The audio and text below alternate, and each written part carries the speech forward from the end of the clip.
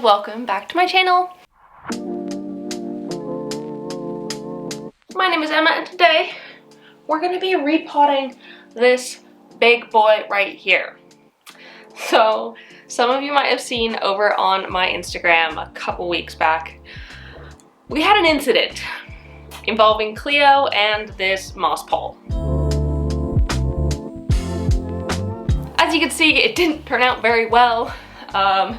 This guy ended up on the floor. Definitely got some broken leaves up in here. But I figured we don't want Cleo climbing the pole. And I get it. It looks exactly like that pole there. It looks exactly the same. They're basically the same thing. So like I totally understand the confusion. And we prefer her not to make that confusion again. So I got a trellis because I think that will work a little bit better for the space. And I want to show you this trellis. It's a freaking cool trellis. The coolest one I found on Amazon. It was a bit pricey, but it was well cool. Oh, also I'm going to be doing a Q&A during this repot because that's fun, right? Otherwise you're just watching me repot a plant, which is also fun, but like questions and answers and all that good stuff. Look at this trellis. I don't know how well you can see it, but it's just like a really funky trellis. Pretty cool, and I really like it. I thought it kind of acts as like a piece of art more than just some of like the round trellises are. I think it's very sculptural and I like that about it, so I'm very excited for it. But I had to buy a new pot so that it could fit inside of it because it doesn't fit into the next biggest pot I have. So I got this massive Elho pot and a self-watering insert from Elho as well. Not sponsored or anything, just really like their products. Struggling. But it is huge. This plant is gonna be like massive. It's probably bigger than it needs to be, but it's what it's gonna be. So, very excited about this. I have some Soil Ninja soil here. This isn't sponsored by them, but they did gift me some soil because they're awesome. But I do really love their soil blends. This monstera is currently in their philodendron and monstera soil. So just got some more of that because they do really like it and it's a really good mix of stuff. So I'm very keen on that. I will link it down below if any of you want it. If you're UK based, I 100% suggest it. Their stuff is really good and they're super nice. So like, what's not to love? But I will be using that. And I actually have 10 liters of it here because this is a big pot. It's a really big pot. But yeah. Let's get into it, I suppose. Hey friends, it's voiceover Emma here. I'm very sorry about this, but I absolutely could not multitask while filming this video. I think I was just struggling about how to get the trellis in because it was so big and difficult and weird. So I just could not multitask it at all. I tried, but we're just gonna do the Q&A portion of this video in voiceover. I figure that should be fine, right? Cool. So let's get into it. First question is, how is Cleo? Cleo is doing really great actually. She's settling in really well. I think she really likes her new home. We're still getting used to some things, having slightly less space for her to run around, but overall I think she really likes it. Also, she's not been sick for a while. Her nose is still a little bit messed up because that's just her nose, but other than that, she's fine. She's a healthy, happy kitty. How to know when your alocasia is going into dormancy? How I know is when it starts to drop quite a lot of leaves. So older leaves will start to slowly die off, one by one, maybe two by two, I don't know. They might all start to die off. But basically, if they're dying off and you're not getting new leaves back, it sounds like yours is going into dormancy. And dormancy might also look like yours just not doing anything, but basically when the plant isn't growing new leaves, it's hanging out in dormancy. And this will usually happen when it's getting cooler and darker in autumn and like winter. But yeah, dormancy is completely normal. Don't worry too much about it. Just keep taking care of it as you would normally and maybe water it a little bit less than normal. Someone asked what my top 5 plants are. off? That's a tough one. I love so many plants. Okay, I'm kind of gonna do plant genres or like species. I don't know the right technical term for it, but like pothos, so epipremnums, that's one of them. Love them. They're just great and they grow so easily for me. I just love them. Scindapsus, I'm obsessed with them. Y'all know I'm a little bit too obsessed with them, but you know, here we are. I love them. They're just so pretty. How can I not? What next? I really like Marantas at the minute. I'm loving my lemon lime and my variegated one.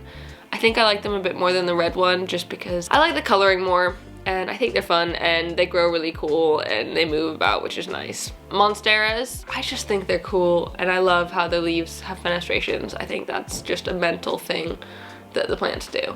It's just crazy. I don't get it. It's awesome. And then, I don't know. This is really tough. Philodendrons, but which ones? I do really like my Milano and my Gloriosum. Those are sort of my favorite philodendrons, but I do have quite a few. I should maybe do a video of my philodendron collection because it's quite large at the moment, so maybe that'll come down the line. Someone asked about something I look forward to every day. I think I look forward to cuddling with Cleo. I love her so much, and sometimes she can be a little butthead, but for the most part, she's just super sweet and just wants to sit on my lap constantly, which is super adorable. And I just love to stroke her and make her feel loved. So I look forward to seeing her. Why I don't put Calatheas or Calatheas in the IKEA cabinet? I don't do it because they're usually too big for the space. A lot of the Calatheas I have or have had, wait, I don't have any right now. Oh my goodness.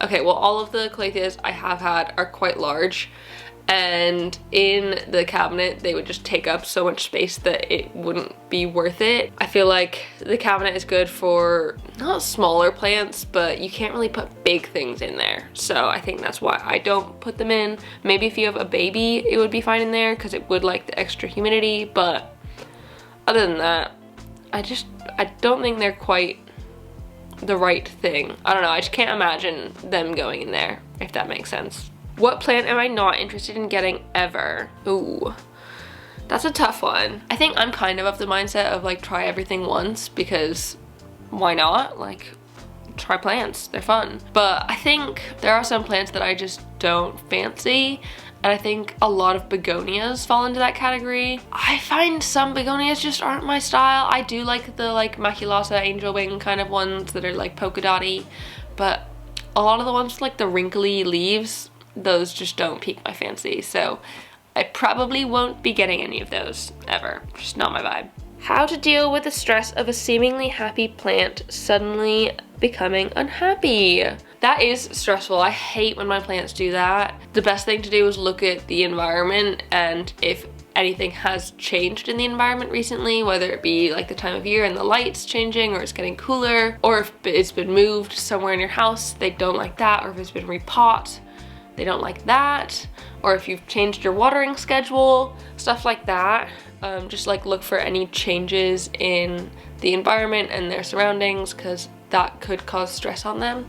But also have a look for pests, because I find the most common reason why plants will like suddenly snap into being unhappy would be that there's pests going on somewhere. So have a thorough look. If you can't see any, you could still always give it a nice shower and maybe a spray of something like SB Plant Invigorator, and that can help just in case, or even neem oil spray or hydrogen peroxide soak. All of those things can help just like make sure that there isn't any pests up in there living their best life and slowly killing your plant. Which anthurium do I recommend starting with? That's a good question. I personally started with a clarinervium, and I think that is a good starting point because if you can keep a clarinervium alive, a lot of the rarer anthuriums, or like more expensive, not necessarily rare, but the more expensive anthuriums can be very similar in care to that. So the clarinervium is a good place to start because it's a lot cheaper than a lot of the other ones, and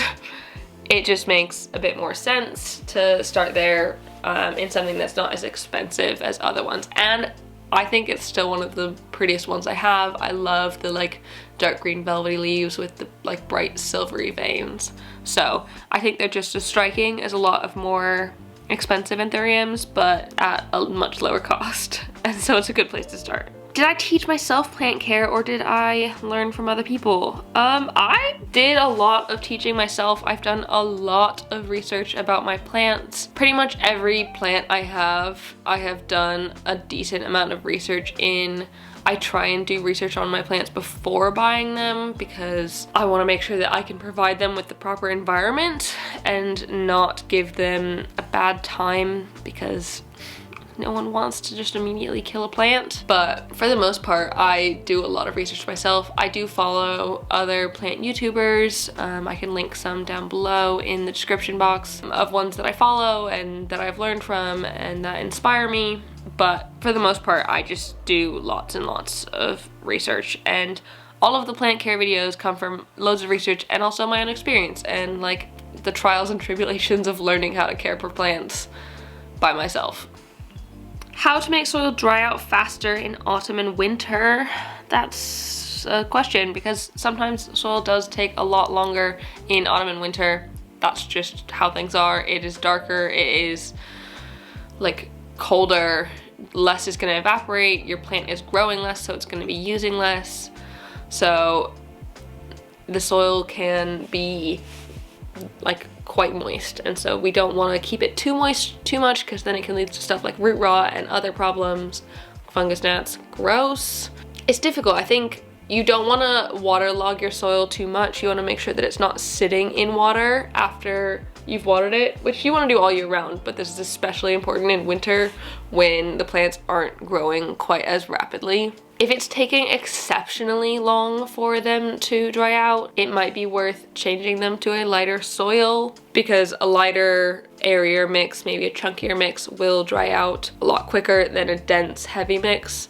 So obviously, depending on the plant, you don't want to change it to a soil that's not right for it, but I found some plants that I've bought from a shop and then not repotted. I find sometimes their soils are too dense, because in the greenhouses that they're growing in, they've got the perfect environment, but then in my house, it's not the perfect environment. So sometimes I find those soils tend to be a bit more dense and water holding. It's plants like that that I would probably recommend repotting with better soil for your home. I'm gonna be honest here, I don't know if that looks any good. I think it might look weird for a while because it's not used to being on this thing. And so it'll take a minute to like acclimate and get used to being in this new position, because they take a minute to do that. But I mean, I think it looks really nice with the trellis. I think the trellis looks beautiful. The big pot is super nice. I think Cleo's a lot less likely to climb it, which is probably for the best, because that's the last thing I need to happen. You don't need another incident. So there is my repot. Hope you didn't mind the voiceover. I wasn't expecting to do that, but it had to happen. I literally could not multitask. I tried and it just didn't work. So hope you enjoyed it. If you like this video, please give it a thumbs up down below and leave a comment on other houseplant things you'd like me to talk about in the future, or other like repots.